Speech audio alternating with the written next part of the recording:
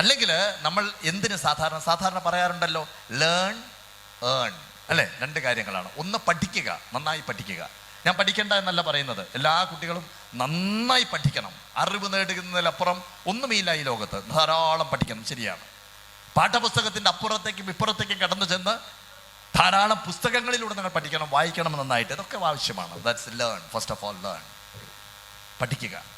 രണ്ടാമത്തെ കാര്യം, എന്തിനു പഠിക്കുന്നു എന്ന് ചോദിച്ചു കഴിഞ്ഞാൽ സ്വാഭാവികമായിട്ടും മാതാപിതാക്കൾ നമ്മളൊക്കെ ആഗ്രഹിക്കുന്നതാണ്, മറ്റുള്ളവരെ ആശ്രയിക്കാതെ സ്വയം പര്യാപ്തമായി സെൽഫ് സഫിഷ്യൻ്റായി ഈ ഭൂമിയിൽ ജീവിക്കാനുള്ള ഒരു അവകാശം അവർക്ക് ഉണ്ടാക്കി കൊടുക്കുക. അതിനെന്താ വേണ്ടത്?